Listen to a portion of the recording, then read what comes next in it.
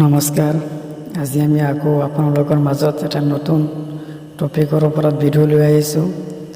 আজিৰ প্ৰশ্নকেইটা খুব গুৰুত্বপূৰ্ণ হয়, প্ৰতিযোগিতামূলক পৰীক্ষাত প্ৰায় আহি থকা দেখা যায়।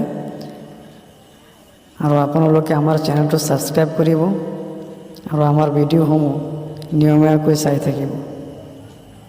আজিৰ প্ৰথম প্ৰশ্নটো হ'ল, কাৰাকোৰাম পৰ্বতমালা ক'ত অৱস্থিত? উত্তৰ, ভাৰতৰ উত্তৰ অংশত।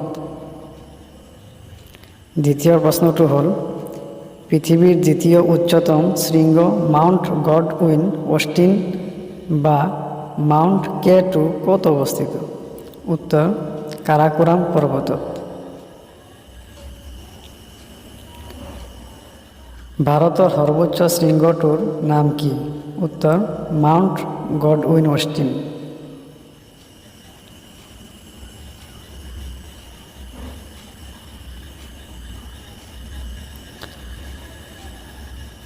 প্ৰশ্ন, হিমালয় পৰ্বতমালা কোন ধৰণৰ?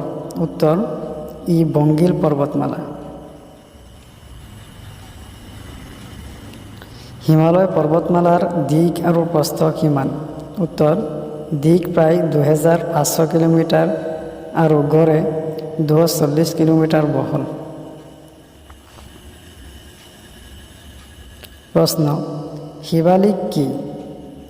উত্তৰ, হিমালয় পৰ্বতমালাৰ দক্ষিণত থকা পৰ্বতশাৰী।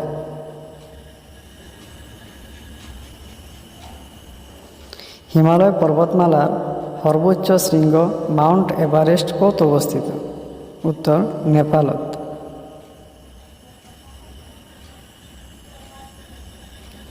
প্ৰশ্ন, ইয়াৰ উচ্চতা কিমান? উত্তৰ, 8800 মিটাৰ।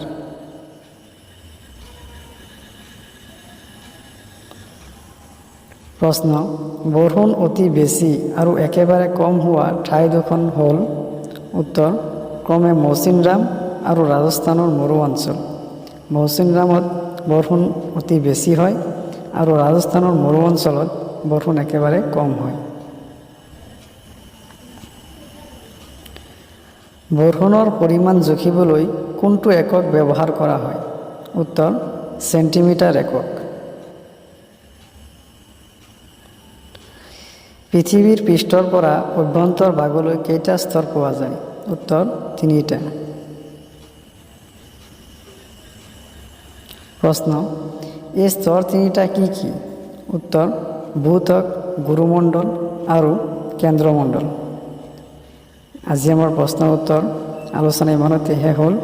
এইকেইটা অতি দৰকাৰী আৰু খুব ইম্পৰ্টেণ্ট প্ৰশ্ন হয়।